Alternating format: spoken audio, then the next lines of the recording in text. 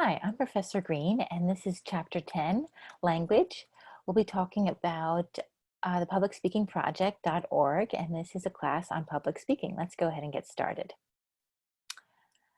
So there are 6 main sections of this chapter. First, we'll be talking about the introduction to this chapter. Then we'll be talking about language. We're talking about clear and vivid messages, stylized language, ethical and accurate language, and then avoiding language pitfalls. Let's go ahead and get started.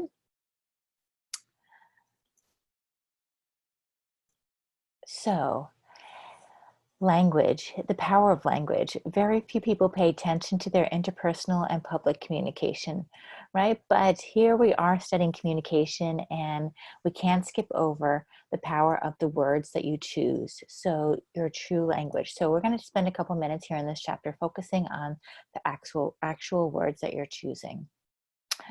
When we use words, we're gonna reflect what we believe to be true, right? So we're going to portray information that we truly have researched, what we truly have experienced, and what we want to communicate to our audience.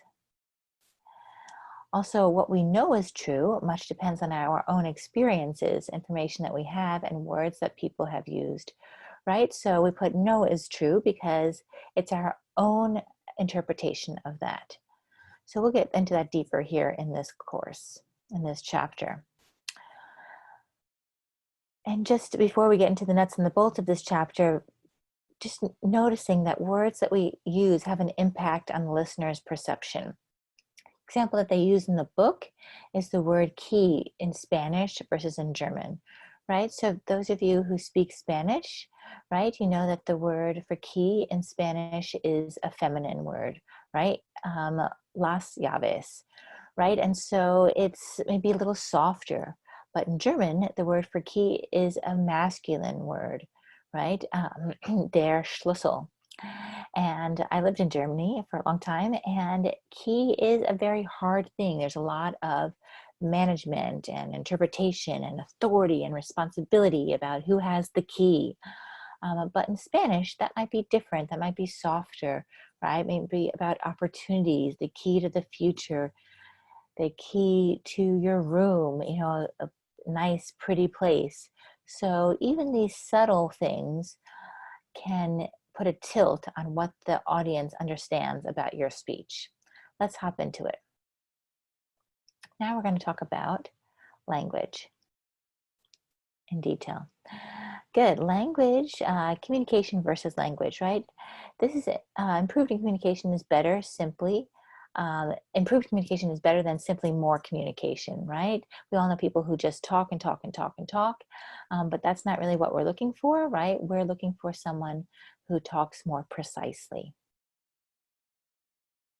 Communication is when we try to transfer what is in our minds to the minds of the audience, right? So if I'm thinking about a strawberry, then I'm going to describe something that's red, maybe that's cold, that's tart, has a green top. Then you know more about what type of strawberry it is that I'm talking about. Language also, it's the means by which we communicate, and the symbols that we use to send messages, right? So language is not only words, but also symbols. And a good example of in today's day and age are emojis, right? That we use these little symbols to send what it is that we're talking about. And some days emojis replace the word. Like, for example, the other day I went to go write to my husband, send him, thank him for something. And I went to go send him a kiss, but I couldn't find the emoji. So I went to go write KISS, but it felt very strange all of a sudden to be using the actual word instead of the emoji, right? So we hardly ever use the written word for so many frequent emojis these days. So thinking about language in many different ways. Language creates our social reality, right? And so there are a handful of different points here. Our different experiences can define the same thing in many different ways, right? The book starts out talking about describing an experience in Italy. So maybe you've been to Italy or maybe you haven't, but the idea is that you want to communicate to your audience exactly what it is about Italy, the cuisine, the architecture, etc. So whether or not you've been to Italy doesn't really matter, but the point is that so your experience might be different, but what you're trying to portray to them is the same. Family and friends, right, shape our language, right? So often when we move around the country, right, we can hear that people use different words, different language, even when we move around Los Angeles, right, that I teach both in Malibu, but I teach in Compton. And there are different words, different pieces of slang that people use. So just being aware of how people around us shape our language. It could be profanity, could be slang. It could be also critical thinking, right? Thinking a little bit more sophisticated and using words that describe that type of environment. Careful use of language can make the difference between a remarkable or a forgettable speech, right? So really thinking about the language that you choose. And there's so many great examples, right? Martin Luther King is mentioned time and time again in this book, right? That speech that he wrote, "I have a dream," right? If he hadn't used alliteration there, his speech would have been much more forgettable potentially. But because he used such interesting language, we've remembered that speech now for decades and decades. Audience members may not share the same language for the definition of the same ideas, right? And so I was just discussing this recently with my friends who are Catholic, and we talked about marriage. In the Catholic Church, right, marriage is something that is very, very sacred, right? Divorce is not looked highly upon whatsoever. And so marriage is really a sacred covenant.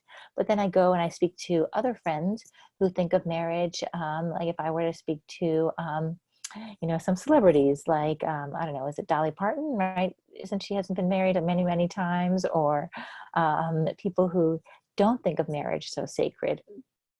So, right, it's the same word, marriage, but two different opinions, two different ways of looking at the world. The language that you use every day says something about you. There's a sad but true study out there that says that recruiters, when they get on the phone to speak to you, within the first few minutes, they can quickly diagnose what socioeconomic level you're in by the language that you use. And not only that, they have prejudices against lower socioeconomic candidates, right? So they want to hire people who maybe are higher socioeconomic candidates because maybe they've been better educated, because they are more grounded. Who knows, what the prejudice is, but they can detect that in the first few seconds that they speak to you on the phone by the language that you use. I can send you the link to that article, but super, super interesting. So that's why I say in this course, really think about your language, really avoid using slang, right? Really avoid using profanity, and really be focused and grounded when it comes to choosing the language, not only in your speeches, obviously, but in your everyday. So the different language choices can uh, give yourself plenty of time to rework your speech and refine your language choice, obviously. Great, let's hop into clear and vivid messages. Use simple language, right? Audiences can sense a fake. Don't use words that normally don't, right? Especially big ones. If the audience can't understand your vocabulary, they can't understand your message. So especially when you use acronyms, right? If you're going to talk about the CDC, you're going to want to make sure that the first time you mention the CDC, you're going to explain that that's the Center for Disease Control. So lots of different tips when we talk about using words and language. Now the book talks about how many times a week do you have a miscommunication, right? In the household, it happens time and time again, right? You say something and somebody misunderstands something else. Language is an abstract phenomenon. Meanings exist in people's understanding and not the words that we use, right? And so you might think that you're saying something concrete, but somebody else is interpreting that in a very different way. What comes to mind is babies, right? They say when a baby says a word, he thinks that he's actually saying the word, even though it's totally not at all what we would understand in our language, right? So when I was little, my mom said that when she would say to me, use the other shoe, I would say, no, no shoe, right? So in my mind, I was saying the other shoe, but how that got from my brain to my mouth was different because I couldn't use my muscles and everything in my mouth quite yet. So other came out as no, no shoe. But they say when you speak to babies, you shouldn't use no, no shoe because that's not what they're used to hearing. You should tell them in the word that it's supposed to be the other shoe, right? So it's an abstract idea as opposed to the actual detailed word. Be precise and clear, right? Don't say there were a lot of people at the event. Say whatever, there were 25,000 people at the event. There were 100 people at the event, whatever it is. And avoid using jargon and slang, right? So I think that's pretty straightforward, but jargon, right, is an example of that is if you're all computer science majors and you use the words RAM and binary code, maybe for some of you that might be words that flow off the tip of your tongue, but for some of us, we really have to think a lot about what exactly is RAM. So that's jargon. And slang, obviously, you all know what that is. I would say, slang is it's more from a demographic thing, but it's when people in the Midwest, right, they say pop, right, instead of soda. It comes from soda pop. But here in California, or where I was raised in New York City, we don't say pop.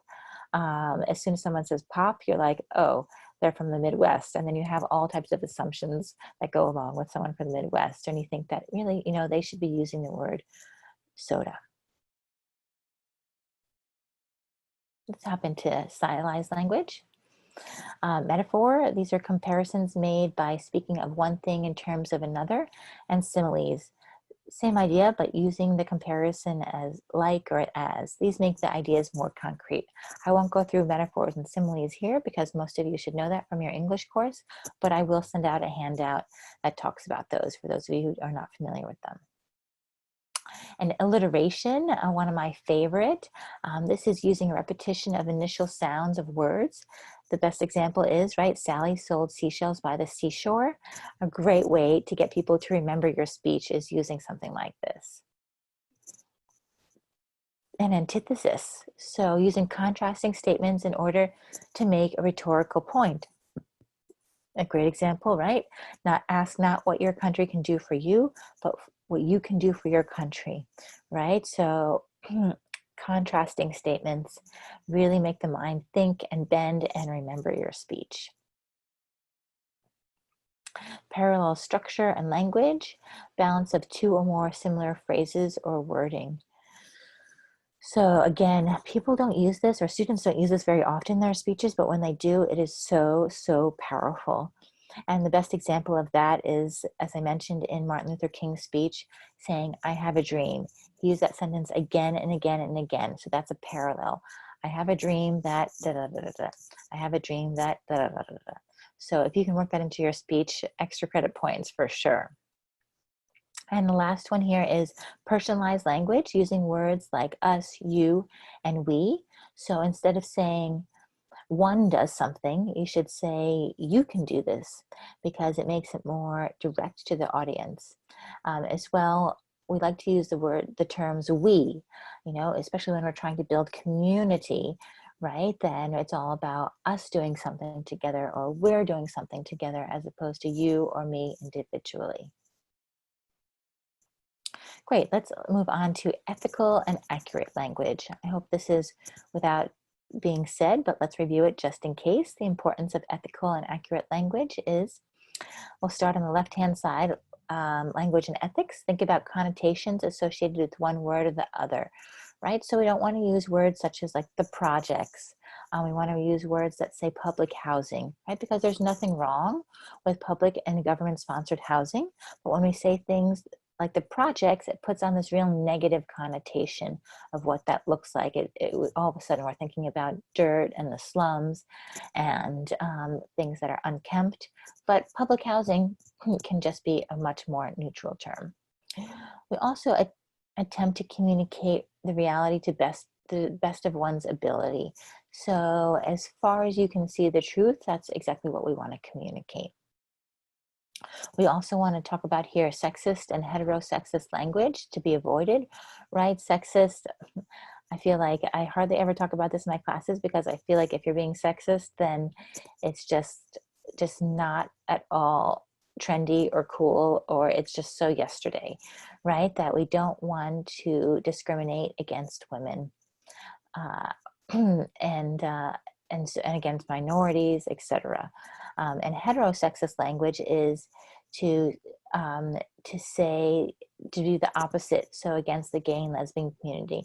So you shouldn't point out a woman in the class and say her husband must be doing such and such, because it's potential that she might be married to a female, right? And so with this gay and lesbian community that's had such a nice voice over the past 10, 20, 30 years, we want to be aware of what we talk about with male and female relationships when it comes to heterosexism. Good, so now we're going to do avoiding language pitfalls. No profanity, right? Again, the ABCs of speech making, we're going to skip any profanity. No exaggeration, right? So you can tell the truth and maybe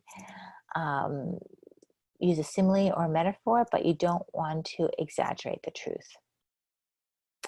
We don't want to use powerless language. This is so common in our speeches. So often students will say, well, I sort of think this, or I sort of believe that. You don't. You actually think it, right? Or you believe something, right? So that I sort of really degrades the integrity and credibility of your speech. We want to skip also any incorrect grammar. This course is in English, and we will be looking for all correct English grammar. I'm sure I will hear it 99 times this semester, but please know the difference between good and well, right? I'll put out an announcement with a link to clarifying that if you're not clear on that already, right? How is she doing? She's doing good. Actually, she's not doing good whatsoever, but she's doing well, right? How did he do on the test? She did good. No, or he didn't do good at all on the test, but he did well, right? So really watch your grammar.